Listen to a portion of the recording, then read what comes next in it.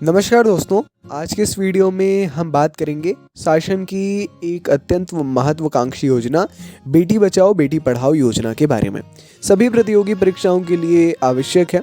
कुछ ऐसे मिशंस, कुछ ऐसी योजनाएं अपने आप में अपना अलग महत्व रखती हैं एग्जामिनेशन पॉइंट ऑफ व्यू से। करंट अफेयर्स में निरंतरता इनकी जो होती है वो भी एक इम्पॉर्टेंट रोल प्ले कर देती है ना। इसीलिए ये मत समझिएगा ये पर्याप्त रहेगा, करंट अफेयर्स बहुत इंपॉर्टेंट रहने वाले हैं इसके लिए। चलिए शुरू करते हैं परिचय के साथ में। बेटी बचाओ बेटी पढ़ाओ योजना को जनवरी 2015 में शुरू किया गया था। इसका उद्देश्य लिंग आधारित गर्भपात और घटते बाल लिंग अनुपात को कम करना था, जो 2011 में प्रत्येक 1000 लड़कों पर 918 लड़कियां थी, है ना। जो हमारा लिंग अनुपात था, सेक्स रेशियो जो था वो था 918, है ना, 918। तो ये महिला एवं बाल विकास मंत्रालय, स्वास्थ्य एवं परिवार कल्याण मंत्रालय एवं मानव संसाधन विकास मंत्रालय की संयुक्त पहल है। अक्सर कंफ्यूजन होता है कि ये क्या महिला एवं बाल विकास बस की पहल है? नहीं, महिला एवं बाल विकास, स्वास्थ्य एवं परिवार कल्याण और मानव संसाधन विकास मंत्रालय, इन तीनों की ये पहल है।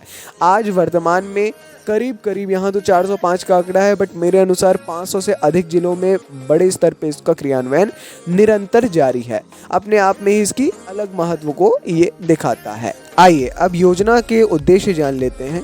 उद्देश्य वही सिमिलर है। लिंग पक्षपात पूर्ण लिंग चयनात्मक उन्मूलन की रोकथाम, बालिकाओं की उत्तरजीविता और सुरक्षा सुनिश्चित करना, बालिकाओं की शिक्षा एवं भागीदारी सुनिश्चित करना, बालिकाओं के अधिकारों की रक्षा करना।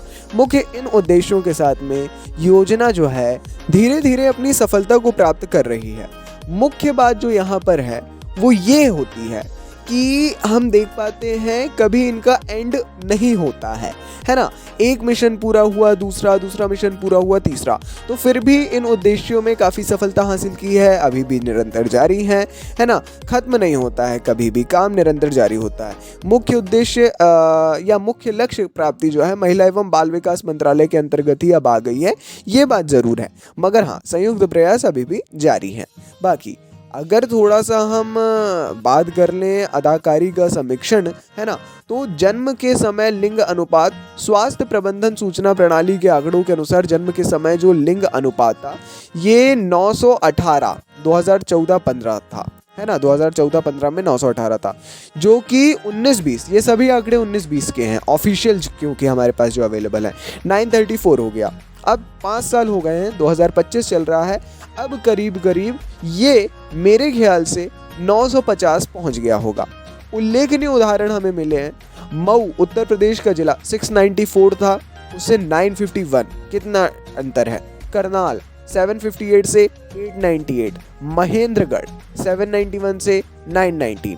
तो ये यूपी हरियाणा है ना, हरियाणा के यहाँ पे 2 जिले हैं, उत्तर प्रदेश का एक है। ऐसा अंतर हमको देखने को मिला। इन अंतर से हम समझ पा रहे हैं ये योजना कितनी सफल है।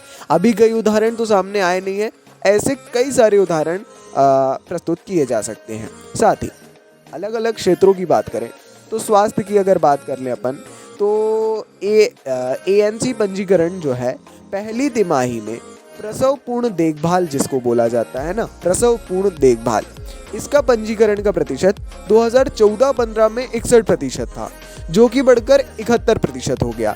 प्रसव पूर्ण देखभाल की अगर पंजीकरण हो रहा है, उसका रजिस्ट्रेशन हो रहा है, इसका मतलब है कि जो गर्भ हत्या है वो तो नहीं होने वाली है।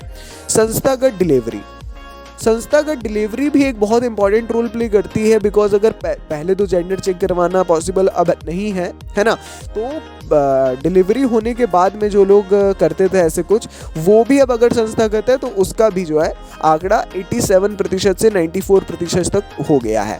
तो ये सफलता को दर्शा रहा है, इस योजना की सफलता को दर्शा रहा है, इस अभियान की सफलता को दर्शाने वाले ये आंकड़े हमारे सामने कहीं ना कहीं विशेष तौर पर यहाँ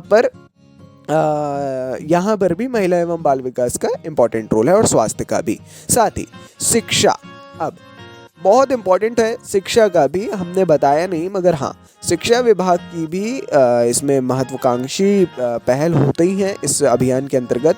एक होता है सकल नामांकन अनुपात, GER, शिक्षा के लिए एकीकृत जिला सूचना प्रणाली के अंतिम आंकड़ों के अनुसार माध्यमिक स्तर पर स्कूलों में लड़कियों का जो ये अनुपात रहा है ये 77.45% रहा है, जो कि बढ़कर 18-19 में 81.32 हो गया, ऑटोमेटिकली बढ़ गया।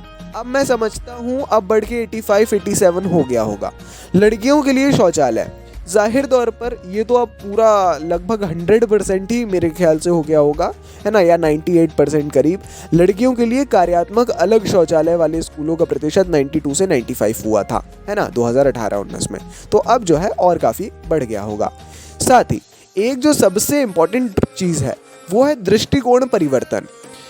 योजना के कारण कन्या भ्रूण हत्या, लड़कियों के बीच शिक्षा की कमी और जीवन चक्र सातत्य पर उनके अधिकारों से वंचित होने जैसे महत्वपूर्ण मुद्दे पर ध्यान केंद्रित करने में सक्षम रही हैं।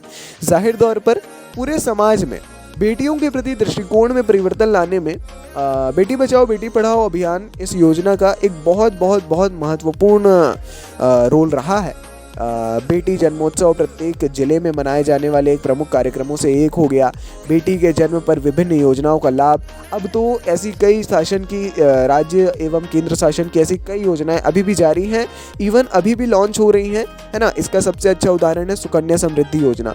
इस प्रकार की कई योजनाओं का लाभ दिया जा रहा है और कहीं ना कहीं इन प्रकार की योजनाओं का जो फ़ायदा है वो समाज के लगभग हर वर्ग को मिल पा रहा है। सबसे अच्छी बात यह है चूँकि सरकार की जो सफलताएं हैं उनको दर्शाने के साथ साथ हमारा काम ये भी है कि हम जो है उनकी हो रही गलतियों को भी दर्शाएं। यदि आपकी नज़र में समाज में किसी भी प्रकार की कोई कुरीति नज़र आ रही है इस योजना से संबंधित, कमेंट सेक्शन में ज़रूर बताइए अपने जिले के साथ में। बाकी ये थी आज की इस वीडियो की अंतिम जानकारी।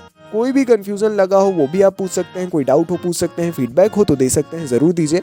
बाकी वीडियो अच्छा लगा हो तो लाइक करिए, चैनल पर नए हैं तो सब्सक्राइब करिए। मिलेंगे अगले वीडियो में। नमस्कार, डायनामिक इम्पल्शन।